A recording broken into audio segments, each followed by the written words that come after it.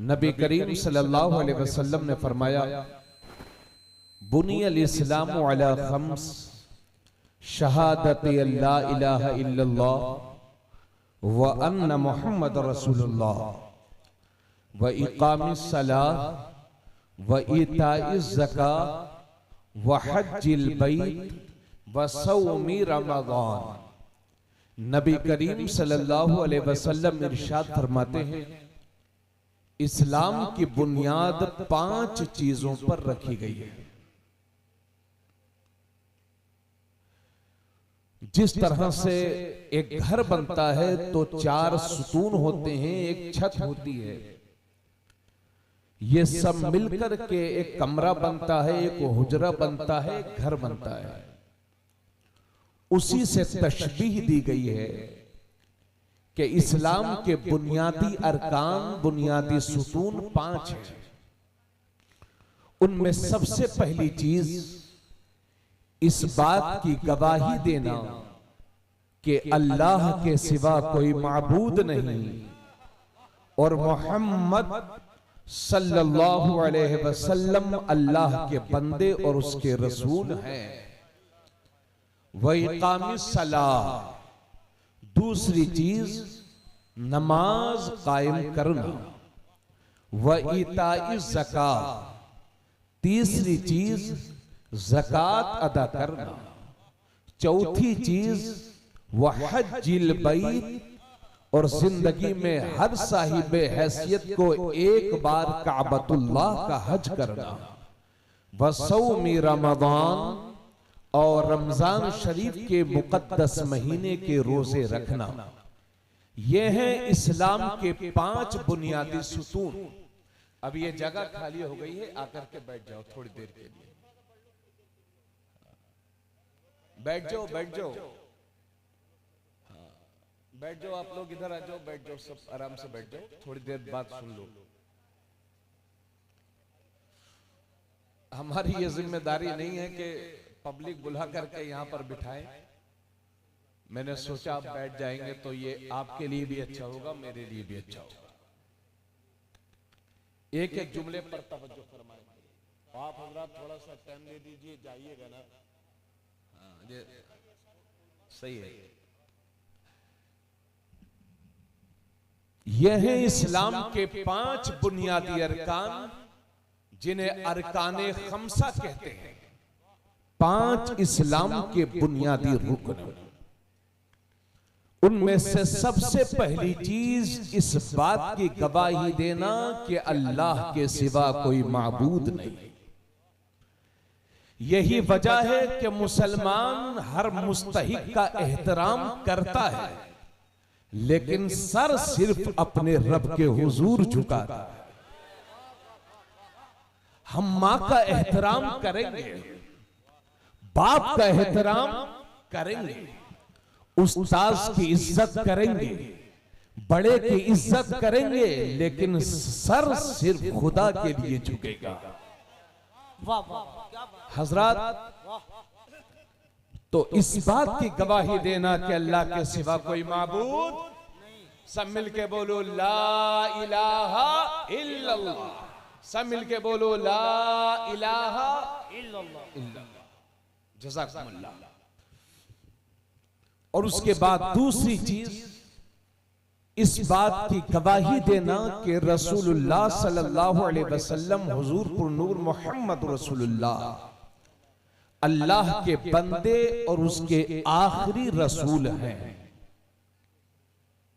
जब ईमान में पुख्तगी हो गई, अकाईदे सहीहा के बाद एक मुसलमान के लिए जो सबसे ज्यादा जरूरी चीज है वो है 5 वक्त की नमाज।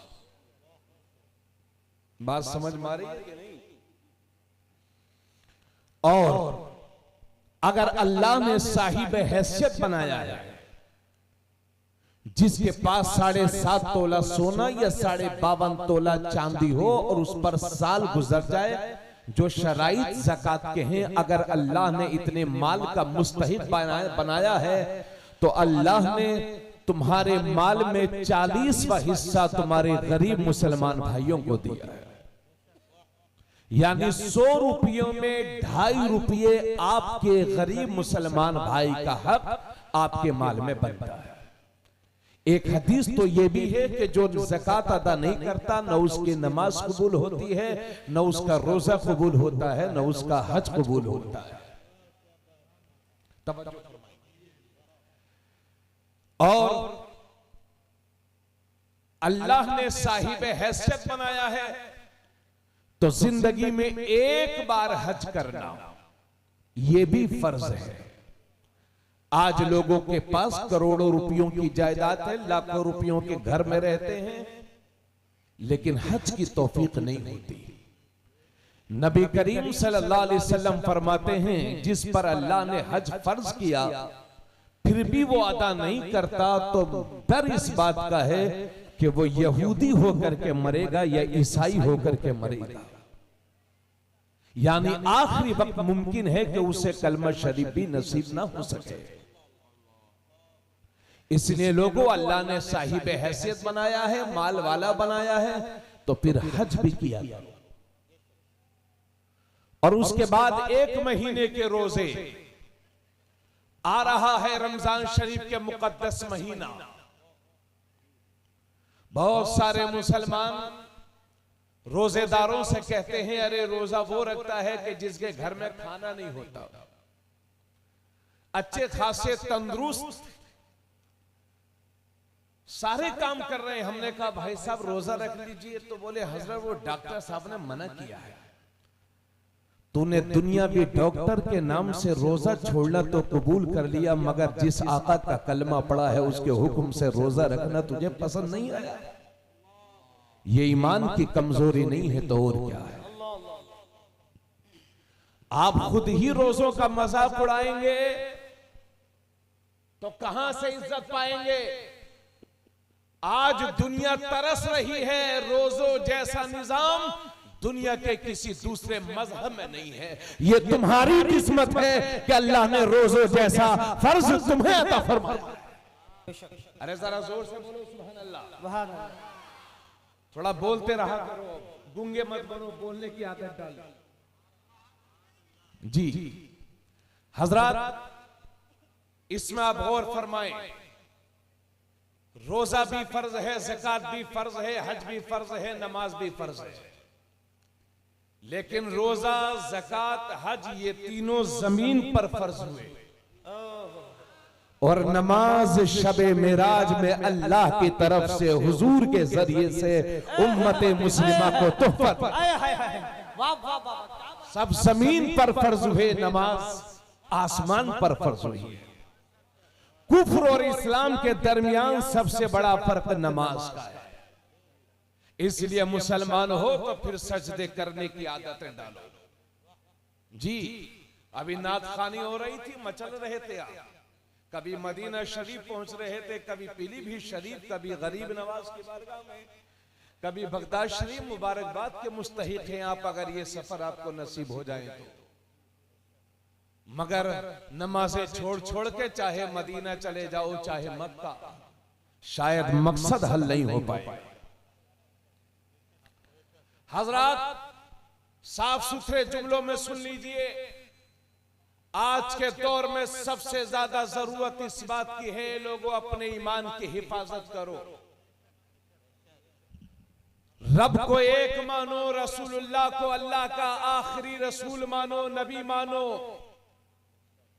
अब ना कोई रसूल आएंगे ना कोई किताब आएगी, हमारे नबी आखिरी रसूल है, हमारा कुरान आखिरी किताब। तवज्जो चाहूंगा। लेकिन आज मुसलमानों की ईमान की कमजोरी का आलम यह है, ईमान की कमजोरी का आलम यह है मियां कि नाम भी मुसलमानों ने डर की वजह से दो दो रख रखे हैं। हमने कहा भाई साहब आपका क्या नाम है? तो नाम है उनका अब्दुल रहमान। हमने कहा भाई साहब आपका क्या नाम है? बोले हजरत लोग मुझे पप्पू कहते हैं ना। हमने पूछा भाई साहब आपका क्या नाम है? नाम है हुसैन। हमने कहा भाई साहब क्या नाम है? बोले हजरत लोग मुझे प्यार से राजू कहते हैं।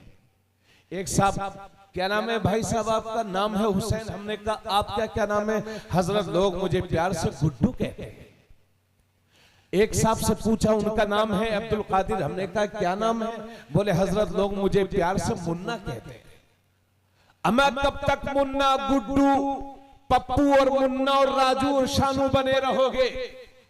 अगर बाप ने नाम मोहम्मद रखा है तो 1 लाख लोगों में भी कोई पूछे कि नाम क्या है तो शान से बताया करो मेरे बाप ने मेरा नाम मोहम्मद रखा है।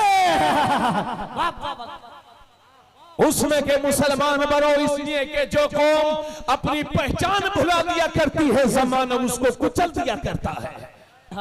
गोश्त खाने वाले मुसलमान ना बनो, ईमान के भी पक्के बनो और तुम्हारे चेहरे से भी लगे ये रसूलुल्लाह का गुलाम आ रहा है, नबी का गुलाम जा रहा है। थोड़ा सा बोलते रहिए तो मुझे पता चले। वैसे भी मैं आपसे डर रहा हूं, थोड़ा सा डर लग रहा है। कोई बहुत बड़ा डर नहीं है, कहीं आप भाग ना जाए। हाँ, अब ना भागे हैं, अब ना भागे, अब सब रुकवे। हजरात तवज्जो चाहूंगा, मैं शायद इन्हें कमेटी वालों को भी याद ना हो, मैं 7-8 साल पहले इसी उर्स में आया था मुकर्रिर की हैसियत से, मगर बारिश इतनी हो गई कि पूरी रात जलसा ही नहीं हुआ। सुबह हम चले गए यहां से जी।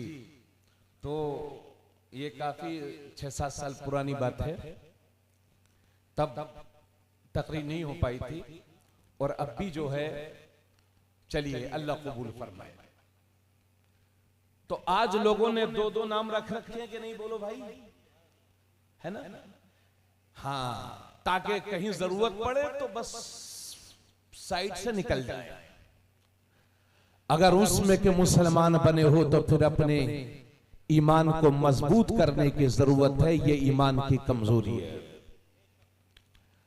सच्चे मुसलमान बनो, पक्के मुसलमान बनो, इसलिए कि मुसलमान होना कोई जुर्म नहीं है, मुसलमान होना अल्लाह की सबसे बड़ी नेमत है। हालात बदलेंगे, परेशान ना होइए। आंधियां हैं चली जाएंगी, बादल हैं छट जाएंगे, मगर किसी डर और अल्लाह से डरने वाली कौम किसी जालिम और जाबिर से नहीं डरा करती। इसलिए न डरने की जरूरत है, न घबराने की जरूरत है। ईमान नाम है सिर्फ अल्लाह से डरने का। बस शर्त यह है कि इतने बाखलाक हो जाओ, इतने तालीम याफ्ता हो जाओ, इतने किरदार के बेहतरीन हो जाओ, ऐसे सच्चे पक्के मुसलमान हो जाओ कि दुनिया तुम्हारी मुसलमानी पर नाज करे। और एक जुमला कह रहा हूं, आप अपना रास्ता सीधा रखो। अगर रास्ते में पत्थर भी होंगे तो अल्लाह मोम बना देगा, कांटे होंगे तो फूल बना देगा। नारे तकबीर, नारे रिसालत, मसलके आला हजरत, खानदाने बरकत, अल्लामा तबरेज आलम साहिब क़िबला, उर्से सफदरी। जरा एक नारा बीच से आना चाहिए। आप लोग में से कोई नारा नहीं लगाता?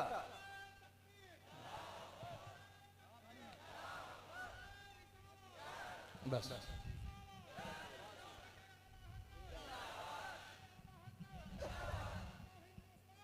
अल्हम्दुलिल्लाह, अल्हम्दुलिल्लाह, माशाअल्लाह।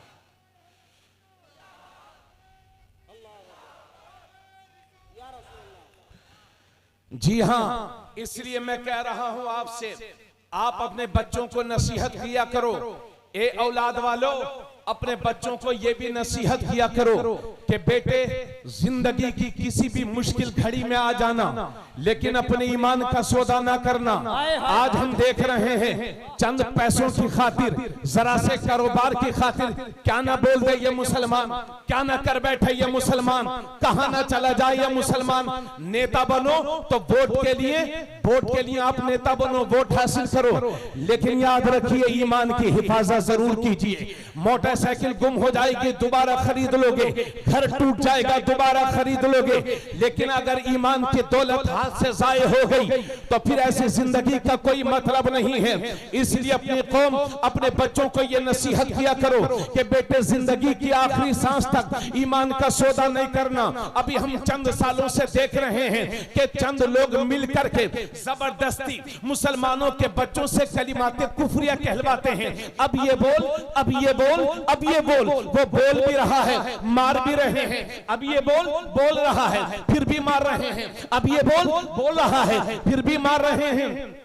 हज़रत अल्लाह न करे कि ऐसे हालात का सामना आपको करना पड़ जाए, मगर खुदा न खास्ता ऐसे हालात का सामना करना भी पड़ जाए तो खुदा का वास्ता देकर के कहता हूं, मेरी नौजवान नस्ल, जिंदगी की आखिरी सांस तक अपने ईमान का सौदा न करना।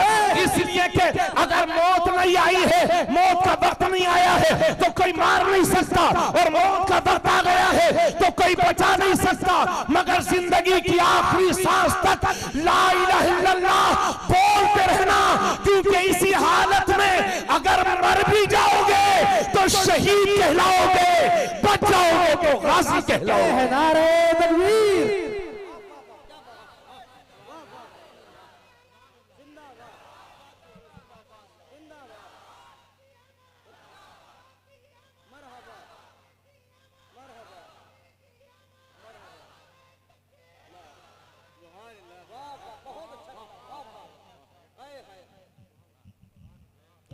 अभी हमारे बच्चों की हालत देखिए, बुरा मत मानिएगा, मैं कोई कमेडियन नहीं हूं, मगर सुनिए, हमारा बच्चा 10 साल का हुआ तो अब्बा जी ने उसे 100 रुपए दे दिए, जाओ बेटे बालों को जाके कलर करवा लो। अब कोई नीला करवा रहा है, कोई हरा करवा रहा है, कोई ये स्टाइल, कोई वो स्टाइल। अगर मैं कह दूंगा आपको स्टाइल का नाम बता दूंगा तो आपको बुरा लगेगा। बच्चा हमारा 13 साल का हो गया तो इसकी दादी दुआ करते करते दुनिया से चली गई, या अल्लाह मुझे पोता दे देना। जब ये पोता हुआ तो कान छिदवा के दुनिया पहन के पोती बना घूम रहा है। बोलो। 15 साल का हुआ तो हमने 50,000 रुपए का मोबाइल लेकर के अपने बच्चों को लफंगा बना दिया है। 18 साल का हुआ तो हमने 1 लाख रुपए की बाइक खरीद करके दे दी, जाओ बेटे घूमो जा करके।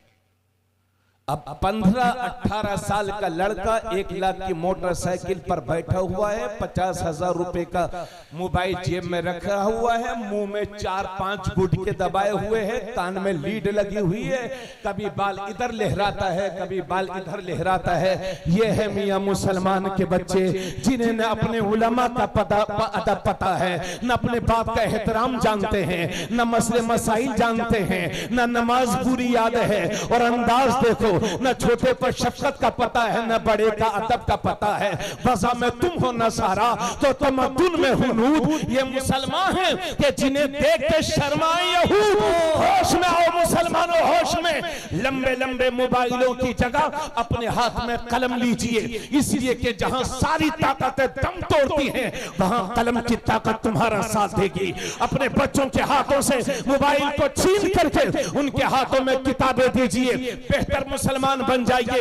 एक जमाना वो था कि लोग दाढ़ियों वालों से सौदा खरीदते थे, वो जानते थे ये दाढ़ी वाला है, ये कम नहीं तोलेगा। आज दाढ़ी वालों को देखो तो लोगों के साथ धोखा कर रहे हैं। माशाअल्लाह, इल्जाम नहीं लगा रहा हूं, मगर दुकानदारों, अगर तुम्हारे पास कोई 1 किलो चीनी लेने के लिए आया है तो 950 ग्राम दे करके 50 ग्राम बेईमानी करके कितने बड़े करोड़पति हो गए हो तुम, मगर तुमने अपना ईमान खतरे में जरूर डाल दिया है। इसलिए ईमानदारी की मिसालें कायम कर दो। एक जमाना वो था कि लोग मुसलमान को देख करके उसका अदब करते थे। आज हमारी बदअमलियों ने हमको यहाँ ला करके खड़ा कर दिया है कि हमारी दूसरी कौमें, हमारे मुल्क की दूसरी कौमें हमसे दूर भागती जा रही हैं। इसलिए मुसलमानों, होश में आओ, ईमानदारी की ऐसी मिसालें कायम कर दो, ऐसी मिसालें कायम कर दो कि जमाना तुम पर नाज करे। अगर तुम्हारे पड़ोस में कोई गैर मुस्लिम रहता हो तो उसके साथ ऐसा सुलूक करो कि वो भी तुम्हारे नबी की सीरत पढ़ने पर मजबूर हो जाए। ऐसा सुलूक करो, सच बोलने के आदी हो जाओ, झूठ ना बोलो, ताकि दुनिया जान ले कि मुसलमान का बच्चा कभी झूठ नहीं बोलता है। शराब से उतनी दूर रहो कि दूसरी कौम की माएं अपने बच्चों से कहें कि जा बेटे किसी मुसलमान के बच्चे से दोस्ती कर ले, ताकि तेरे शराब की आदत आदत छूट जाए। ऐसे मुसलमान बनो, मस्जिद से सदा या अल्लाहु अकबर आ जाए तो दुनिया के सारे काम छोड़ करके मस्जिद का रास्ता ले लो। यानी ईमानदारी की ऐसी मिसालें कायम कर दो कि तुम्हारा चलना बोले नबी नबी, तुम्हारा बोलना बोले नबी नबी, तुम्हारा उठना बोले नबी नबी। तुम जिधर जाओ पता चले नबी का गुलाम जा रहा है। चेहरों पर तालियां सजाओ, सुन्नत मुस्तफा सजाओ, ताकि दुनिया को पता चले कि दाढ़ी वाला आतंकवाद नहीं होता है, दाढ़ी वाला बेहतरीन इंसान होता है, इज्जत वाला इंसान होता है। ऐसे मुसलमान बन जाओ ताकि दुनिया ये सोचने पर मजबूर हो जाए कि जब नबी का गुलाम ऐसा है तो इस गुलाम का ईमान कैसे होगा। नारे तकबीर, नारे रिसालत, नारे रिसालत, खानदाने बरकत, मसलके आला हजरत। वाह वाह, जिंदाबाद जिंदाबाद, वाह वाह, जिंदाबाद जिंदाबाद, जिंदाबाद जिंदाबाद, वाह वाह वाह,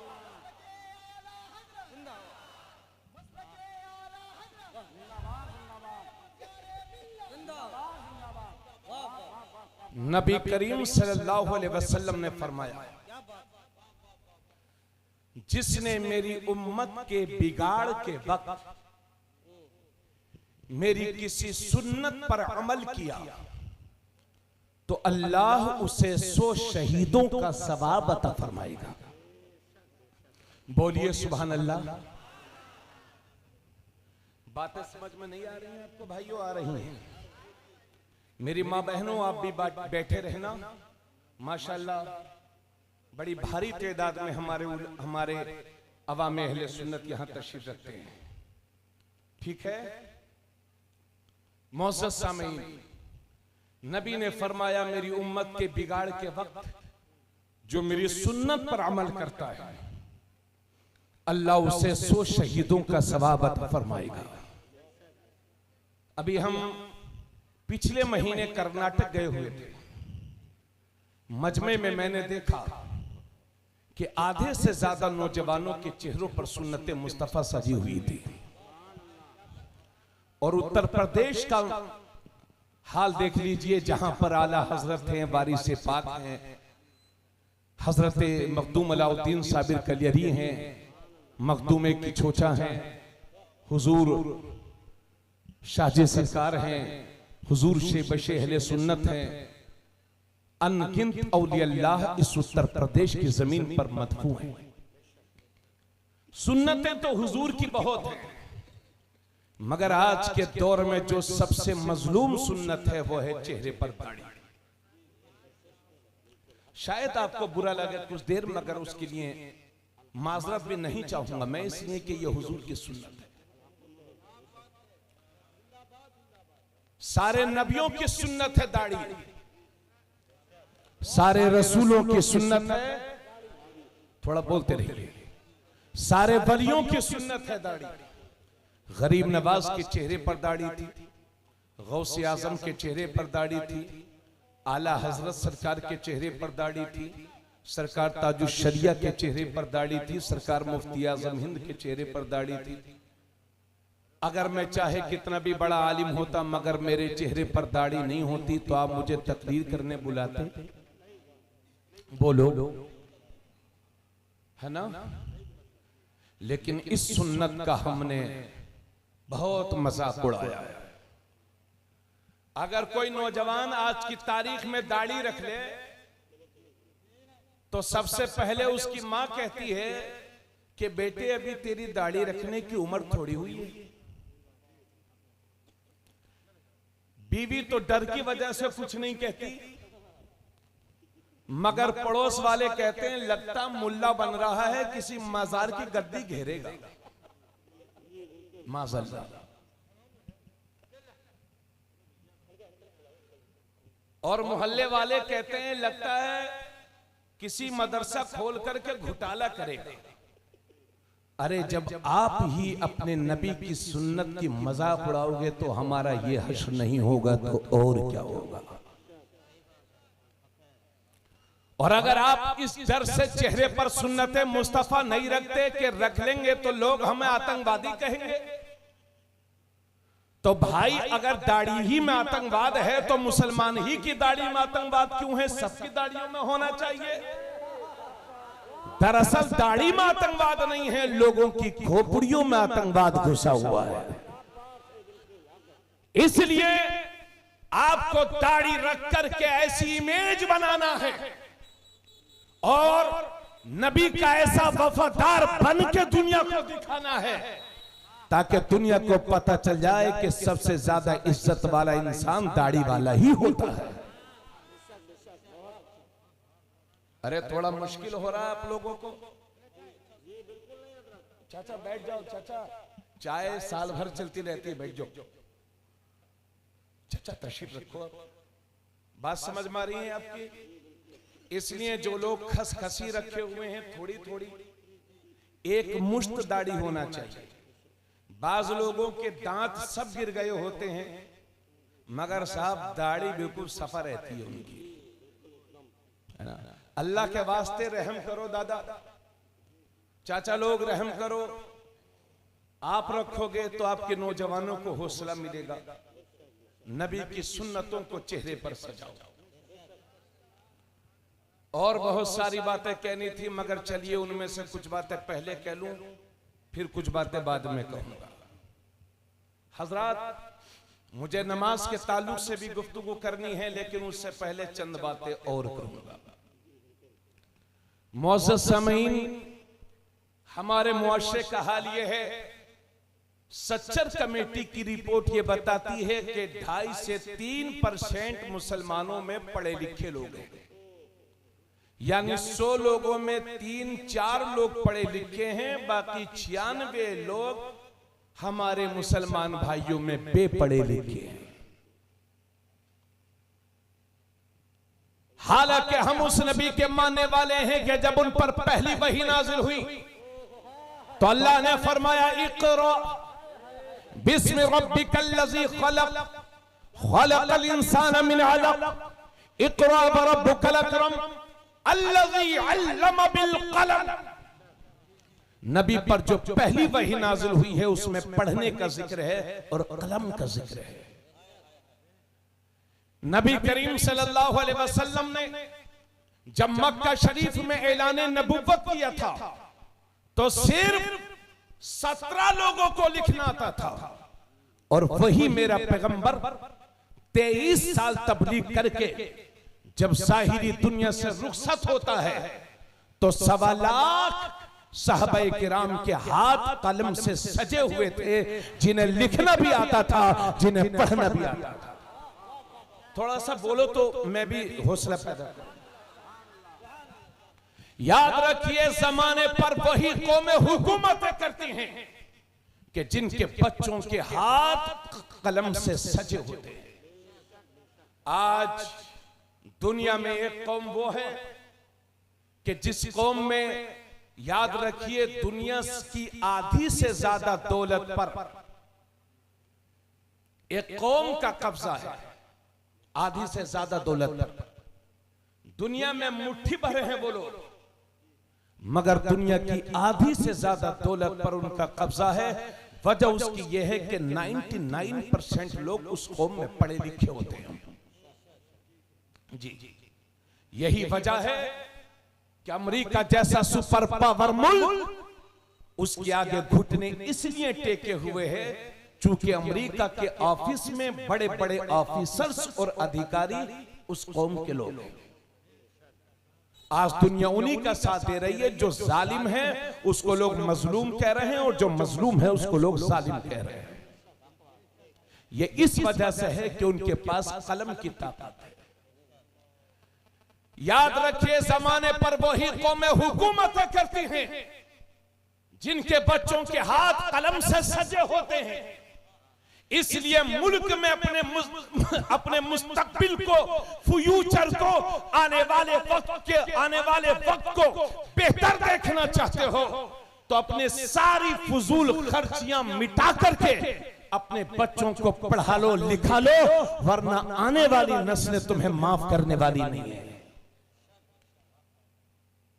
अब यहां पर एक बात मैं ये भी कहता हूं कि आखिर हम लोग पढ़ लिख क्यों नहीं रहे? क्यों नहीं पढ़ रहे हम लोग? तो पढ़ें कहां से? 3 बच्चे हैं तो उनकी शादी करनी है। 8 बीघा जमीन है, पहली लड़की की शादी हुई तो 2 बीघा बेच दी, तीसरी की शादी हुई तो 2 बीघा, उसमें धीरे धीरे 5-6 साल के अंदर खत्म। यानी जमीनें बेच बेच करके ये कौम जहेज के भिखारियों की डिमांडें पूरी करेगी और औकात से ज्यादा खर्च करेगी, तो कहां से पढ़ाई लिखाएंगे? बहुत बड़ा जिंदा, वाह वाह वाह, जिंदा। आज जिसकी 3 बेटियां हैं मियां, जमाने से मुंह छुपा छुपा करके रात को रजाई में मुंह छुपा छुपा करके रो रहा है, क्योंकि हमारी इस फजूल खर्ची ने उन गरीबों को रोने पर मजबूर कर दिया है। तुम्हारी कितनी बेटियां गैरों के हत्थे चढ़ गई, भाग भाग करके चली गई।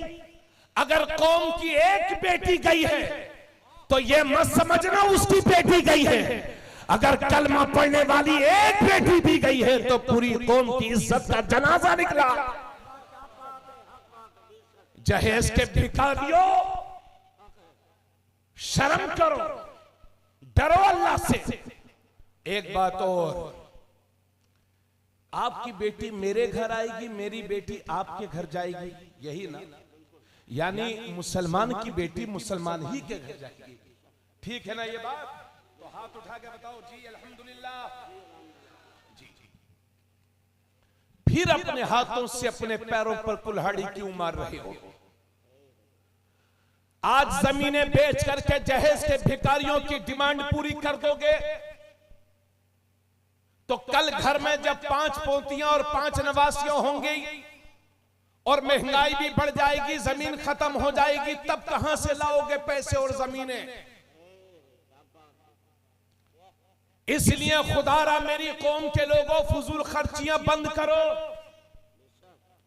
नबी करीम सल्लल्लाहु अलैहि वसल्लम फरमाते हैं, सबसे बेहतरीन शादी वो है जिसमें कम से कम खर्च हो, जो कम से कम खर्च में मुनक़िद हो जाए। नबी फरमाते हैं वो सबसे बेहतरीन शादी है। एक शादी में हम गए तो वहां बड़ा वीआईपी इंतजाम था साहब, अरशद बाबू, बड़े लोग थे, इलाके के तमाम सियासी लोग आए हुए थे साहब। जो बटेर होती है उसको भी खाने वालों के लिए पेश किया गया, मेहमानों के लिए। हम भी गए थे, दावत हमारी भी थी।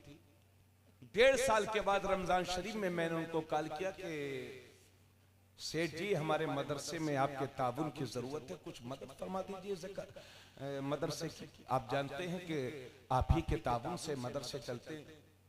तो जवाब मिलता है, हजरत के जिस शादी में आप आए थे उसी शादी के कर्ज में मैं भी फंसा हुआ हूं।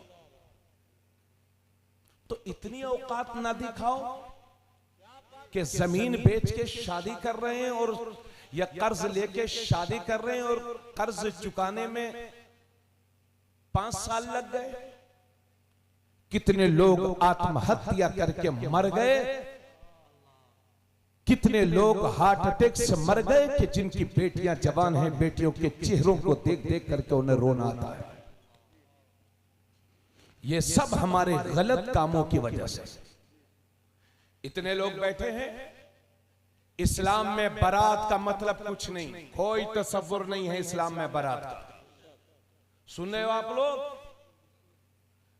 300-300 बराती, 400-400 बराती, 200-200 बराती, 100-100 बराती मियां, 10-10 तरह के खाने पेट भर के खाते हैं। उसके बाद कहते हैं साहब इसमें नमक, ये चिकन फ्राई में नमक कम था। 20 रुपए की पानी की बोतल खरीद के कभी अपने घर मंगा करके नहीं पी होगी, मगर शादी में पहुंच गए मियां तो 20 रुपए की पानी की बोतल से थोड़ा सा पिया, थोड़ा सा हाथ धुला, थोड़ा सा फेंक दिया। यानी इतने बड़े नवाब के लखनऊ के नवाब भी अपनी कब्रों से देख लें तो अपनी नवाबी पर शर्मिंदा हो जाए। क्या हमसे बड़ा नवाब तो 21वीं सदी का आदमी है? बोलो है? और मियां सारा जहेज तय, सारे बराती तय। 2 दिन पहले कहते हैं साहब जहेज भले से कम देना मगर बारातियों की इज्जत का ख्याल रखना, इज्जत पे कोई हर्फ ना आने पाए। अरे भाई कैसी इज्जत हो गई तुम्हारी, सारी इज्जत तुम्हारी बारातों में ही रह गई है क्या? जबरदस्ती इधर उधर के आदमी घसीट करके बारात में ले जाते हो। 400 कोई रिश्तेदार होते हैं, जबरदस्ती चलो तुम भी चलो, चलो तुम भी चलो, साहब इनकी इज्जत करो। अब मैं बिल्कुल भिखारी है क्या इज्जत का? पूरी जिंदगी जिल्लत ही सहता रहा क्या? अब मैं तुम तो हमेशा इज्जत वाले हो। मेरा रब फरमाता है वलिल्लाहिल इज्जतु वली रसूलिही वलिल मोमिनीन, इज्जत अल्लाह के लिए है, इज्जत रसूलुल्लाह के लिए है, और इज्जत हर कलमा पढ़ने वाले मुसलमान के लिए है।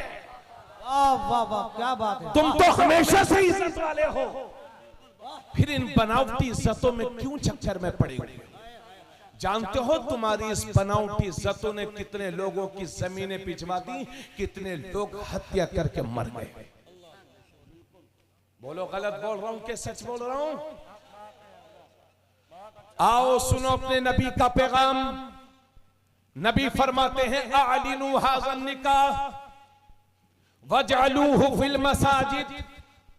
नबी फरमाते हैं निकाह जब भी करो तो ऐलान करके करो, और निकाह मस्जिदों में मुनक्किद किया करो। ये उलमा बैठे, कोई किस्सा कहानी की किताब नहीं है, ये तिरमिजी शरीफ की हदीस है। हालांकि मसला सुन लो, अगर कोई यहां निकाह करवाएगा यहां भी हो जाएगा, कोई घर में निकाह करवाएगा शराइत पूरे हो जाएंगे घर में हो जाएगा, कोई 5 लाख रुपए का होटल बुक करा के बरेली या पीलीभीत या लखीमपुर या दिल्ली में कराए वहां भी निकाह हो जाएगा, शराइत पाई लिए जाए निकाह हो जाएगा। आप में से जितने लोग बैठे हैं शायद किसी का निकाह मस्जिद में हुआ हो, खुद मेरा भी निकाह मस्जिद में नहीं हुआ है, ठीक है, आप में भी शायद किसी का नहीं हुआ होगा, मगर तुम्हारे नबी की रूह अपनी उम्मत को पुकार करके कह रही है निकाह मस्जिदों में मुनक्किद किया करो। क्योंकि जब मस्जिद में निकाह होगा तो उसके 3 फायदे होंगे। सबसे बड़ा फायदा यह है कि जिंदगी में अक्सर लोगों का निकाह एक बार होता है, बार बार नहीं। तो नबी फरमाते इस निकाह को मस्जिद में मुनक्किद करो, क्योंकि मस्जिद में जब निकाह होगा तो तुम्हारे निकाह में कोई नापाक शामिल नहीं होगा, सिर्फ पाक लोग शामिल होंगे। और दूसरी बात यह है कि निकाह के बाद जो पटाखे फोड़े जाते हैं वो नहीं फूटेंगे। और तीसरी बात यह है कि निकाह के बाद जब निकाह पढ़ाने वाला काजी इस्लाम या इमाम मोहतरम दुआ करता है तो हदीस में लिखा है कि मस्जिद में मुसलमान जब दुआ करते हैं तो मुसलमानों की आमीन के साथ साथ अल्लाह के फरिश्ते भी आमीन कहा करते हैं। नारे तकबीर, नारे रिसालत, हिकमते मजहबे इस्लाम, नारे तकबीर। इसलिए आप चाहे मेरी बात पर अमल करो या ना करो, लेकिन हजरत सफदर मियां के उसमें आकर के हजरत की रूहानी रूह को गवाह बना करके आज तबरेज आलम कादरी ऐलान करता है कि इंशाअल्लाह मेरे घर में जहां तक मेरी चलेगी अपने बच्चों के निकाह मस्जिद में करवाऊंगा, और चाहे जहेज दूं या ना दूं, लेकिन मेरी जायदाद में मेरी बेटियों का जो हक शरीयत ने मुकर्रर कर रखा है इंशाअल्लाह वो जरूर दिया जाएगा। नारे तकबीर, नारे रिसालत, खानदाने बरकत, मसलके आला हजरत, पैगामे इस्लाम। वाह वाह वाह, क्या बात है, हाय बहुत बहुत। इसलिए बात समझ में आ रही है आप लोगों को? इसलिए बच्चों में आपसे गुजारिश करता हूं कि अपनी बारात ना ले जाइए। मतलब यह है कि जितने जरूरी घर के लोग हों खास खास उतना ले जाइए। किसी का खानदान थोड़ा बड़ा होता है, किसी का छोटा होता है। एक गांव से 400 आदमी बाराती गए तो 400 आदमी, चलो 300 मान लो, तो एक आदमी 500 रुपए रोज तो कमाता ही है। अब आप नुकसान समझ सकते हैं क्यों? इसलिए बच्चों आपसे गुजारिश करूंगा कि अपने निकाह मस्जिदों में कराओ, ताकि आप फजूल खर्ची से बचें और मस्जिद की बरकतें भी आपको मिले। ठीक, कम से कम निकाह आदमी को ले जाइए, और जिन हाथों को उठा करके खुदा, जिन हाथों को ससुराल के आगे फैलाते हो कि ससुर जी ये दे दो, काश उन्हीं हाथों को रातों में उठा उठा करके रब के हुजूर फैला दो, तो मेरा रब इतना देगा कि तुम्हारी नस्लों से भी रिज्क की कमी नहीं होगी। क्या बात है, क्या बात है, वाह वाह वाह वाह। आप अल्लाह से दुआ तो किया करो। इसलिए अल्लाह का वास्ता दे करके मेरी कौम आपसे कह रहा हूं, आप किसी से जहेज की डिमांड ना करें। हर आदमी अपनी हैसियत के मुताबिक अपनी बेटी को कुछ ना कुछ देना चाहता है। किसी को मरने पर मजबूर ना करो, अपने हाथों से अपने पैरों में कुल्हाड़ी ना मारो मुसलमानों। और यह मत सोचना कि मेरी बेटी की शादी हुई थी तो 10 लाख उठे थे, अब तो उसके 15 लाख उठवाऊंगा, ये न सोचो। आज तुम दूसरे के लिए अच्छा सोचोगे, कल मेरा रब तुम्हारे लिए भी कोई अच्छा सोचने वाला पैदा फरमा देगा। अच्छी सोच रखिए और शादियों को निहायत सस्ता करिए, कम से कम खर्च में शादी करिए, ताकि गरीब की बेटी भी इज्जत के साथ अपने घर जा सके।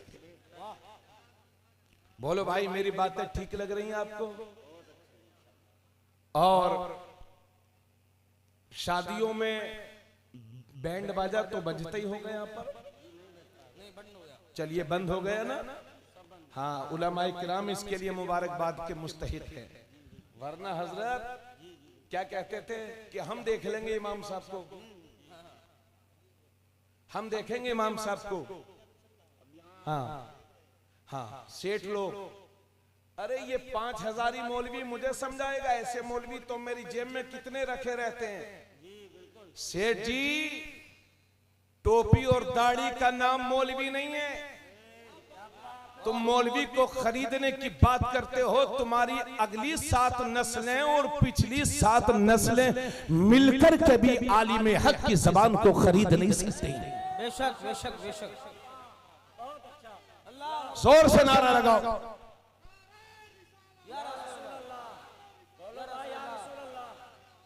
जिंदाबाद जिंदाबाद जिंदाबाद जिंदाबाद जिंदाबाद जिंदाबाद। अल्लाह अकबर। या रसूल अल्लाह। अल्लाह आपको सलामत रखे। अपने इन उलमा की इज्जत कीजिए, ये हमारी कौम के लिए मोहसिन हैं। अगर ये नहीं होते तो हमारा ईमान महफूज न रहता। डॉक्टर चाहे जितना बड़ा हो, मेरे घर में भी डॉक्टर हैं, इंजीनियर भी हैं रिश्तेदारों में, लेकिन दीन पर जब खतरा आता है तो डॉक्टर साहब या इंजीनियर साहब तशरीफ नहीं लाते। मस्जिद का गरीब इमाम अपनी जान का नजराना देने के लिए हाजिर रहता है। बेशक बेशक बेशक। वाह। और ये जितने पैसे वाले हैं ना, ये तो मियां समझौते कर लेते हैं। गरीबों का ईमान, वो तो गरीब होते हैं मगर उनका ईमान बहुत मालदार होता है। इसलिए ईमान का सौदा नहीं करना इंशाल्लाह। इतनी बातें बयान करने के बाद अब एक बात और कहूंगा कि हमारी मुसलमानों की शादियों में, बियाह में, विवाह में जो बेपर्दगी चल रही है, अल्लाह ताला हमारी कौम की बेटियों की हिफाजत फरमाए। साहब, सर्दियों का मौसम है, भाई साहब तो पूरी जैकेट पहने हुए हैं, लेकिन ये हमारी बहन आधी आधी आस्तीन के कपड़े पहने हुई है। अगर इमाम साहब कहें कि बहनी पर्दा किया करो, तो ये कहती हैं ये मौलवी ओल्ड मॉडल है, इन्हें क्या मालूम कि पीलीभीत की मार्केट में नया फैशन क्या चल रहा है। अभी शबे बरात में इंशाल्लाह पीलीभीत की जामे मस्जिद में भी हमारा बयान है। हाँ, पिछले साल भी मैं आया था, इस साल भी इंशाल्लाह खुसूसी खिताब के लिए दावत मोहब्बत दी गई है आप हजरात की दुआओं से, तो मौका हो तो तशरीफ लाइएगा। तो मैं अर्ज कर रहा था कि 60 साल की औरतें, 50-50 साल की औरतें जिनके पोते भी हैं और नवासे भी हैं, मियां मेकअप और लाली पाउडर लगा करके बेहयाई का ऐसा मुजाहरा करती हैं कि उसके बेटों को भी देख करके शर्म आ जाती है। जी, रात जगह में नाच, मोहल्ले की 4-5 औरतें अब मियां मिलकर के डांस हो रहे हैं, नाच हो रहे हैं। यही सिखाया था तुम्हारे नबी ने तुम्हें, यही तालीम दी थी मेरी बहन तुम्हें। इसलिए मुसलमान मां बहनों के लिए याद रखिए, हिजाब और पर्दा बहुत जरूरी है। अल्लाह का हुक्म है, या अय्युहन नबी कुल लि अज़वाजिका व बनातिका व निसाइल मुमिनीन युदनीना अलैहिन्ना मिन जलाबिबिहिन। अल्लाह रब्बुल इज्जत कुरान में फरमाता है, ए नबी अपनी बीवियों से कह दो, अपनी बेटियों से कह दो, अपनी और मुसलमान औरतों से कह दो कि अगर किसी जरूरत से बाहर निकला करें तो अपने चेहरों को ढक लिया करें। बस बहुत लंबी तकरीर नहीं होनी है, इशाद भाई थोड़ा सा और बैठे, हाँ थोड़ा सा और बैठे, तो एक काम हो रहा है दिन का अल्हम्दुलिल्लाह। बोलो भाइयों, शादियों में बेपर्दगी हो रही है कि नहीं?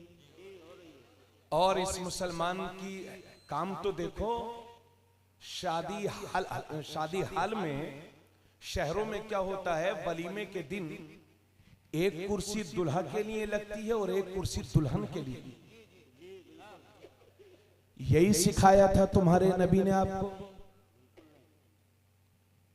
अभी राजस्थान में एक मुसलमान नाम की मुसलमान लड़की धरने पे बैठी हुई है कि साहब हिजाब को बैन किया जाए। अरे तुम्हें पहनना पहनो, ना पहनना मत पहनो, तुम्हारी मर्जी, मगर ईमान वालों के लिए अल्लाह का हुक्म है, रसूलुल्लाह का हुक्म है कि ईमान वाली औरतें पर्दे में रहा करें। ईमान वाली औरतें पर्दे में रहा करें। हजरत गिरामी, बातों तो जहन में बहुत है, मगर बस ये कहकर के मैं अपनी तकरीर को खत्म करूंगा। हाँ अरे रस्में बहुत हैं, हल्दी की भी रस्म है। अल्लाह ताला, हल्दी की क्या रस्म है साहब? चलिए, हल्दी लगाना कोई गुनाह नहीं है जी, जिस सेहत के एतबार से, तिब्बी एतबार से बेहतर है, मगर उसके नाम पर अगर कोई गलत रस्म हो तो बहरहाल वो इसी जुमरे में है, नाजायज होगा। ठीक है, सुनना मेरी बहन, आप हजरात की माएँ हैं, बहनें हैं, बेटियां हैं, मेरी भी बेटी हैं, बहनें हैं, माएँ हैं, माँ है। अल्लाह ताला उन्हें जन्नतुल फिरदौस में आला सलाम मकाम अता फरमाए। तो शादियों में जो बेहयाई, बेपर्दगी हो रही है, अल्लाह बचाए हम सबको। साहब, मुसलमानों के हाल पर अल्लाह रहम करे। और ये सेठ जो पैसे वाले होते हैं, सब पैसे वाले ऐसे नहीं होते। मैंने बंबई में बड़े बड़े पैसे वालों को देखा कि जिनके घर की औरतें एयरपोर्ट में भी, हाँ वहां भी पर्दे से रहते हैं। और मियाँ हमारे घरों की औरतें तो मार्केट में गई, देखा कि कोई भी बुर्का नहीं पहन रहा, झोला लेके गई, उसी में झोला, हाँ झोले में बुर्का रख दिया। किलो में हो गया पर्दा, हर वक्त पर्दे ही करेंगे क्या बहनी? ये हाल है साहब। और ये पैसे वाले भाई हमारे ये कहते हैं साहब दिल अच्छा होना चाहिए, दिल अच्छा होना चाहिए, नजर का पर्दा नहीं होता, बस दिल अच्छा होना चाहिए। आंखों का पर्दा थोड़ी होता। बस हमारी बेटी का तो दिल बहुत अच्छा है मौलाना साहब, घर से जाती है सीधे रक्शे में जाती है और ड्यूटी पूरी करके घर आ जाती है। तो क्या सेठ जी आप अपनी बेटी के दिल की भी खबर रखने लगे? हमें हुजूर, लोगों को हुजूर के इल्मे गायब पर एतराज है और ये यहां अपनी बेटी के दिल की खबर लगा रहे हैं। याद रखिए, जब नजर भटकती है तो दिल भटकता है, और दिल भटकता है तो शहवत का गलबा होता है, और जब शहवत का गलबा होता है तो इरादे जन्म लेते हैं, और जब इरादे जन्म लेते हैं तो इंसान का ये कदम ज़िना की तरफ भटकता है। ज़िना की पहली सीढ़ी है बदनिगाही, ज़िना की पहली सीढ़ी है बदनजरी। और आज मेराज की शब है, जब मेरे हुजूर तशरीफ ले गए मेराज में, तो आका करीम सल्लल्लाहु अलैहि वसल्लम ने देखा कि कुछ बर्तनों में पका हुआ गोश्त रखा है और कुछ बर्तनों में कच्चा और गंदा बदबूदार गोश्त रखा हुआ है। दोनों दो तरफ बर्तन है। अब आका ने देखा कि कुछ लोग अच्छे गोश्त को छोड़ करके गंदे गोश्त को खा रहे हैं, कच्चे गोश्त को खा रहे हैं।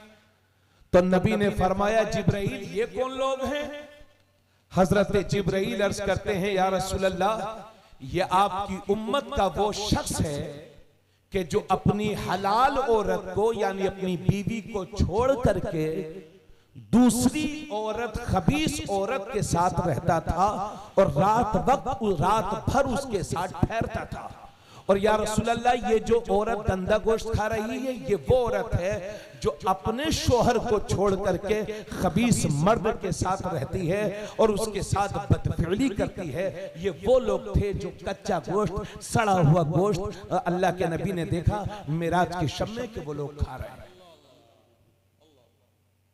जी, इसलिए मेरे दोस्त, जिना से नस्ल खराब होती हैं, जिना से खानदान खराब होते हैं, जिना से नस्ब खराब होते हैं। और दूसरों की बहन बेटियों को तकने वालों, अगर यही हालात रहे तो मुमकिन है कि तुम्हारी बहन बेटियों को भी कोई तके। जैसा करोगे वैसा भरोगे। अल्लाह तुम्हारी बेटियों की जानो माल, इज्जत और आबरू की हिफाजत फरमाए। और अब जरा गौर से सुनिए, क्या मेरी बीवी के दिल आपकी बीवियों के दिल, मेरी बहनों के दिल आपकी बहनों के दिल, क्या नबी की बीवियों से भी ज्यादा पाक और साफ हो सकते हैं? अल्लाह के नबी सल्लल्लाहु अलैहि वसल्लम की बारगाह में दो बीवियां थी। एक का नाम है हजरत उम्मे सलमा और दूसरी का नाम है हजरत मैमूना।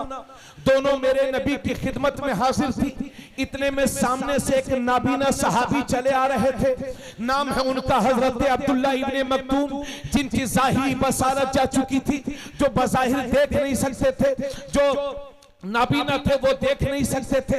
जब अल्लाह के नबी ने देखा कि हजरत अब्दुल्ला इब्ने मक्तूम आ रहे हैं, तो नबी ने अपनी दोनों बीवियों से फरमाया, पर्दे में हो जाओ, हिजाब कर लो, आड़ कर लो, पर्दे में हो जाओ। हजरत अब्दुल्ला इब्ने मक्तूम आ रहे हैं, पर्दे में हो जाओ, आड़ कर लो। तो हजरत उम्मे सलमा से रहा ना गया, अर्ज करती है, या रसूल अल्लाह, ये अब्दुल्ला इब्ने मक्तूम ही तो है, ये तो नाबीना है, ये हमें देख थोड़ी रहे हैं। तो आका फरमाते हैं, उम्मे सलमा, अगर ये तुम्हें नहीं देख रहे हैं तो तुम तो इनको देख रही हो। अरे जब मेरा नबी अपनी बीवियों को एक नाबीना मर्द से पर्दा करने का हुक्म दे रहा है, तो क्या 1400 साल के बाद की बहन बेटियां आंखों वालों से पर्दा नहीं करेंगी? बोलो, बातें समझ में आ रही है कि नहीं? और गांव देहातों में तो मियां एक माहौल है, अगर किसी के घर जाने की जरूरत पड़ी तो सीधे उसके घर के अंदर चले जाते कि कहां गए ठेकेदार, कहां गए प्रधान, कहां गए फला आदमी, सीधे घर के अंदर चले जाएंगे। गलत तरीके हैं ये। इस्लामी तरीका ये है कि अगर किसी के घर जाना हो तो पहले उसके दरवाजे पर दस्तक दीजिए, बावाज़े बुलंद उसे सलाम कीजिए और आवाज देकर के साइड हो जाइए। फिर दरवाजा खुले, अंदर से आने की इजाजत मिले, औरतें पर्दे में रहें, तब जा सकते हैं। यह है इस्लामी तरीका। मियां, जिस तरह से अच्छे लोगों की नजर किसी घर पर पड़ती है तो घर में बरकतें आ जाती हैं, इसी तरह से गंदे लोगों की नजर से घर की बरकतें खत्म होती हैं। और नबी करीम सल्लल्लाहु अलैहि वसल्लम ने फरमाया कि बेहतरीन मेहमान वो है जो दूसरे के घर जाकर के अपनी नजरों को कंट्रोल में रखे। आज मियां बाज लोगों के मुंह में दांत नहीं है, मगर चश्मा लगा लगा के दूर तक देखते हैं। अल्लाह ताला रहम फरमाए। हाँ, हमारे अब क्या बताएं आपको, हम देख रहे हैं इसलिए मालूम है। अल्लाह ताला बचाए। अपने देखिए, इस्लाम ने हमें नजर नीचे रखने का हुक्म दिया। बस थोड़ी सी देर और सुन लीजिए। हाँ, बस थोड़ी सी देर इजाजत है ना आप लोगों की। और मेरी बहन सुन, एक बात और भी कह दूं, मसलक के आला हजरत को आप लोग बदनाम करते हैं। नारा लगेगा मसलक के आला हजरत, और मेले लगेंगे औरतों के। वाह वही वाह। कहां जा रही हैं बहनी? कि ख्वाजा साहब को खुश करने अजमेर शरीफ जा रहे हैं। अमियां बस में 20 औरतें बैठी हैं और 50 आदमी। ये इबादत हो रही है। आला हजरत से किसी ने पूछा, हुजूर औरतों का मजार पर जाना जायज है कि ना जायज? फरमाते हैं ये न पूछो कि जायज है कि ना जायज, बल्कि ये पूछ कि जब घर से औरत मजार के इरादे से निकलती है तो अल्लाह की कितनी लानतें बरसती हैं उस औरत पर, ये पूछ। और जब तक वापस घर नहीं आ जाती ऐसी औरत पर अल्लाह की लानत बराबर बरसती रहती है। आला हजरत से किसी ने पूछा, हुजूर क्या मजारात पर जो गलत काम होते हैं, सिर्फ एक मजार की बात नहीं कर रहा हूं, इस कौम का ये हश्र नहीं होगा तो और क्या होगा? सैकड़ों उलमा समझा चुके होंगे इस कौम को कि मजारात की इज्जत करिए, मगर बेहया औरत, बेशरम औरत और बेहया मर्द के मुकाबलों के नाम पर बेहयाई तुम मजारों पर कराओगे तो इज्जतदार रहोगे? अल्लाह वालों की अल्लाह वालों के मजार पर इस तरह की हरकत करोगे मुसलमानों? तुम्हारे हमारे इन कामों से क्या अल्लाह वालों को तकलीफ नहीं होगी? आला हजरत से किसी ने पूछा, हुजूर क्या इन गलत कामों से अल्लाह वालों को तकलीफ होती है? फरमाते हैं हाँ मियां, तकलीफ ही तो होती है, तभी तो अल्लाह वालों ने नजरे करम करना कम कर दिया है। वरना जो फैजान पहले मजारों से मिलता था वो अब कहां मिलता है? आज एक साहब कह रहे थे कि लगता है कि इस वक्त सारे वली कान दबा करके सोए हुए हैं। माज़अल्लाह, हमें तो वली क्यों खामोश न रहे?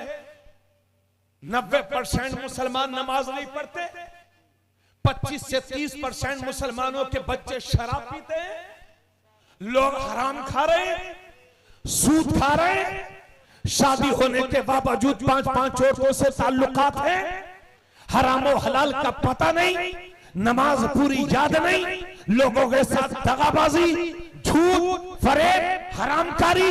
कहां से खुश होंगे अल्लाह वाले? कहां से उतरेंगी तुम्हारे घरों में रहमत?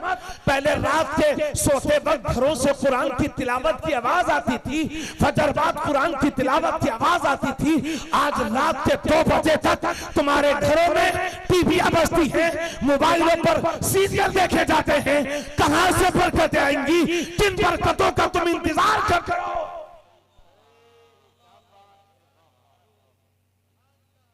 रोया करो अपने अमाल पर। ये जिंदगी बार बार नहीं मिलती, जिंदगी एक बार मिलती है। इस जिंदगी का हक अदा कर दो। जीते कोई पता नहीं किसकी जिंदगी की शाम कब हो जाए, कोई खबर नहीं। इसलिए आज महफिल पाक में आए हो तो अज़्म मुसम्मम करके जाओ, मौला करीम जहां तक हो सकेगा तेरे हुजूर के इरशाद के मुताबिक हम अमल करेंगे। आज सोच करके जाओ, इरादा पुख्ते कर करके जाओ। और ये मेरी बहनें जो जरा जरा सी बात पर बेपर्दगी का शिकार हो जाती हैं, हजरात गिरामी बात है समझ में आ रही है कि नहीं? बस थोड़ी सी देर तवज्जो से और सुन लीजिए। ये हमारी बहनें बेसब्री का मुजाहरा करती रहती हैं। अगर घर में किसी का इंतकाल हो जाए, घर में किसी का इंतकाल हो गया, मियाँ तो बेटी अलग रो रही है, बीवी अलग रो रही है, बहू अलग रो रही है, बहन अलग रो रही है, पड़ोसन अलग रो रही है, और मियाँ हाय तौबा मचाई हुई है, सीना खुला हुआ है, बाल खुले हुए हैं और हाय तौबा मचाई हुई है, रो रही हैं, बावाज़े बुलंद रो रही हैं। लोग आ रहे हैं तो देख रहे हैं कि एक जनाजा तो ये पड़ा है, दूसरे 4-5 जनाजे हया के ये निकले हुए हैं। ये आलम है हमारी बेसब्री का।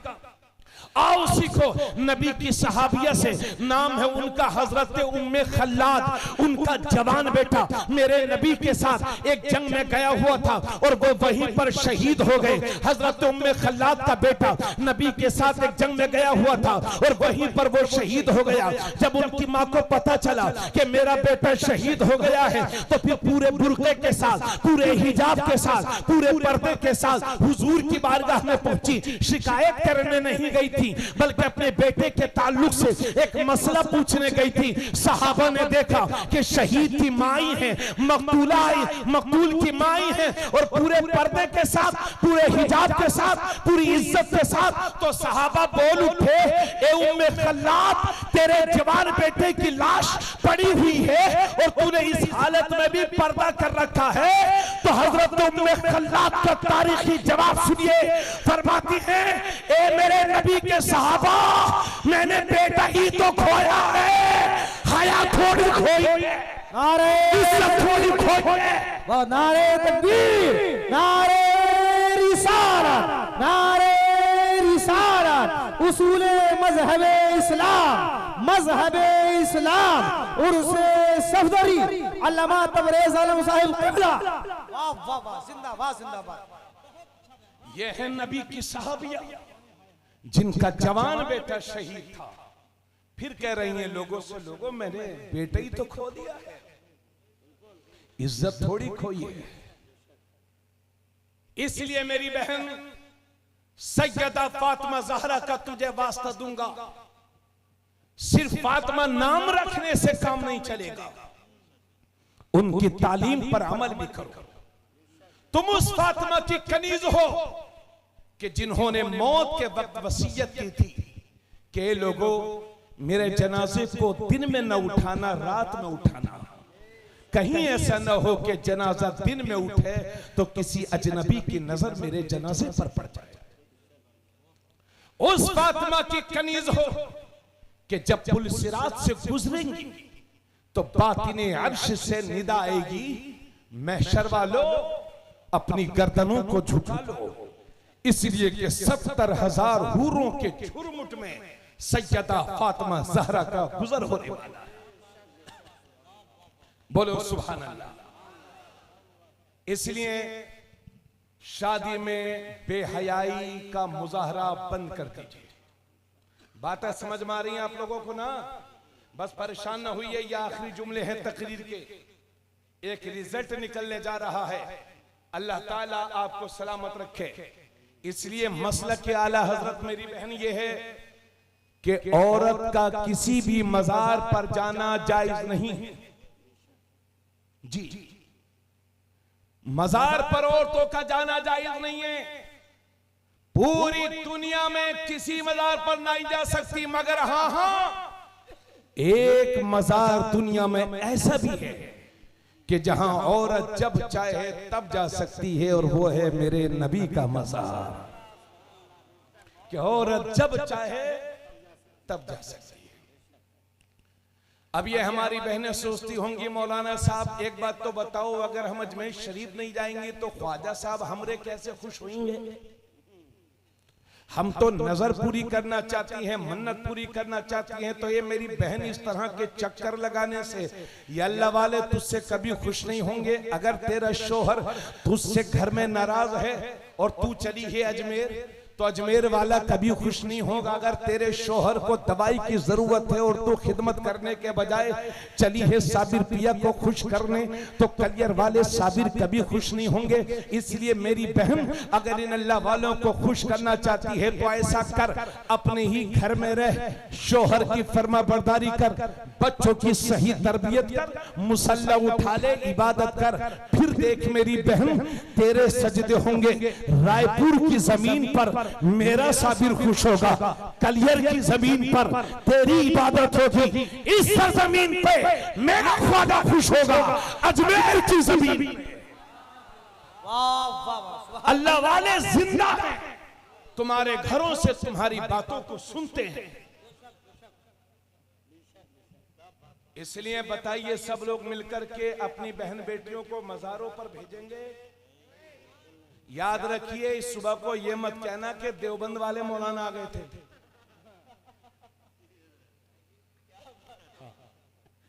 भाई, मैं बरेली शरीफ में मुफ्ती आजम हिंद के मदरसे में पढ़ा चुका हूं। ताजुश शरिया का गुलाम हो, मोहम्मद तबरेज आलम कादरी मेरा नाम है। गले में गौसे पाक की गुलामी का पट्टा पड़ा हुआ साहब, अल्हम्दुलिल्लाह। इसलिए सुन्नी बरेलवी अल्हम्दुलिल्लाह टनाटन, अल्हम्दुलिल्लाह। हाँ, तो मज़ार पर औरतों का जाना जायज़ नहीं है। इसलिए सब लोग मेरे साथ हाथ उठाकर के एक वादा करो। हमें बहुत सारे लोग असल में हजरत उनके घर में चलती नहीं है, वो डर रहे हैं। अरे भाई, हाथ तो उठा ले, अगर अल्लाह ने हाथ कबूल कर लिए तो चलने भी लगेगी इंशाल्लाह। कहिए इंशाल्लाह अपने घर की औरतों को पर्दा कराएंगे, इंशाल्लाह अपने घर की औरतों को मज़ारात जाने से रोकेंगे, इंशाल्लाह अपनी घर की औरतों को सैयदा फातिमा ज़हरा की तालीमात का दर्स देंगे। कहिए इंशाल्लाह, हाथ नीचे रखिए। अल्लाह ताला आप सबको सलामत रखे। हाँ, अच्छा, और शादी तो अभी नहीं हुई है ना? मस्जिद में निकाह पढ़वाना, बारात कितने लेके जाए हुए हैं? 500 25? नहीं, मैं यार तुम तो शादी नहीं करवाओ। वो कह रहे एक को नहीं। बस बहुत बढ़िया, माशाल्लाह माशाल्लाह। 2 गवाह, हाँ, अपने अब्बा हुजूर, अम्मी हुजूर, हाँ, माशाल्लाह माशाल्लाह, बहुत बढ़िया जी, बहुत बढ़िया। इंशाल्लाह इंशाल्लाह, है ना भाई? और जहेज नहीं मांगेंगे। देखो, कौम की बदनामी ना कराओ। आप लोग करो अपने मन की और कहो कि उलमा कुछ नहीं कर रहे हैं, तो भाई कहां से करेंगे उलमा? जब आप लोगों का सपोर्ट मिलेगा तब ना। और इंशाल्लाह अपनी औकात से पढ़ करके अपने बच्चों को पढ़ाएंगे। कहिए इंशाल्लाह अपने बच्चों को। अरे बोलो यार। हाँ, 18 साल का एक हो गया, एक 20 साल का, एक 22 साल का, तो एक को दुबई भेज दिया, एक को सऊदी, एक को बंबई। जाओ बेटे, तुम कमा करके लाओ, तुम्हारे पापा जो हैं गांव में इलेक्शन लड़ाएंगे। हाँ, अल्लाह ताला जी जी। नहीं, पब्लिक तो माशाल्लाह बहुत अच्छी है। बस मेरा दिल खुश हो रहा कि इंशाल्लाह आप लोग अमल करेंगे, इंशाल्लाह अपने लोग ना। हाँ इंशाल्लाह। हाँ, चेहरे पर सुन्नत मुस्तफा सजाने की कोशिश करिए, है ना? हाँ, ये बहुत जरूरी है। ये बस रख लीजिए, उसके बाद देखिए।